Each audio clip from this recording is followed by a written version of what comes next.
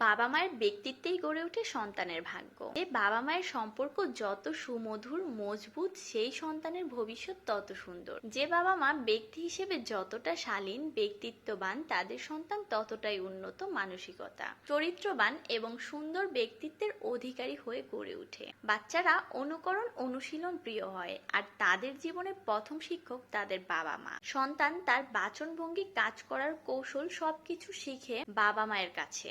বাবা মায়ের আচরণ এবং প্রভাব সন্তানের ব্যক্তিত্বের উপর প্রধান প্রভাব বিস্তার করে।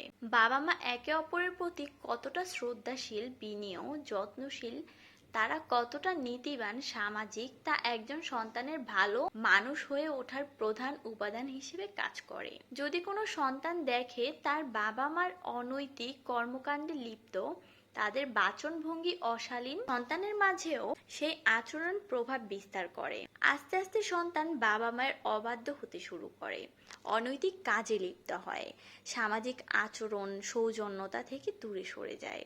সন্তানের শুধু দামি পোশাক, বিলাসবহুল জীবনযাপনে অভ্যস্ত করলেই সে ভদ্র সভ্য হবে না। সে তাই করবে যা তার বাবা মাকে সে করতে দেখবে। সে যদি দেখে তার বাবা মা সবার সাথে উচ্চ স্বরে কথা বলে, অভদ্রতা করে, উদারতা নেই, অন্যের কাছে সুযোগ সুবিধা নিচ্ছে কিন্তু নিজে কাউকে সাহায্য করে না, তাহলে সন্তান তাই শিখবে, স্বার্থপর হয়ে গড়ে উঠবে। আপনি নিজে সিগারেট খেয়ে আশা করতে পারেন না আপনার সন্তান নেশা থেকে বিরত থাকবে। বিচারিতা করে আশা করতে পারেন না আপনার সন্তান চরিত্রবান হবে, কারণ বাবা মায়ের চারিত্রিক বৈশিষ্ট্য সন্তানের মাঝে প্রকাশ পাবে। সন্তান বাবা মাকে দেখেই শেখে।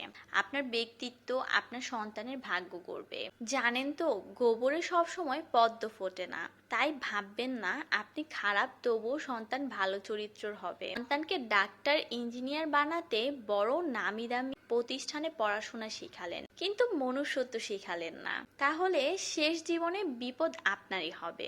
আপনি অসুস্থ হলে সন্তান ডাক্তার নয়, উকিল ডাকবে আপনার সম্পত্তি ভাগাভাগি করতে। আপনার নৈতিকতা নির্ধারণ করবে আপনার সন্তান শেষ বয়সে আপনার সেবা করবে নাকি বৃদ্ধাশ্রমে পাঠাবে। সন্তানকে অফিসার বানানোর আগে মানুষ বানান, যেন অসুস্থ হলে ডাক্তার ডাকে, কবিরাজ নয়।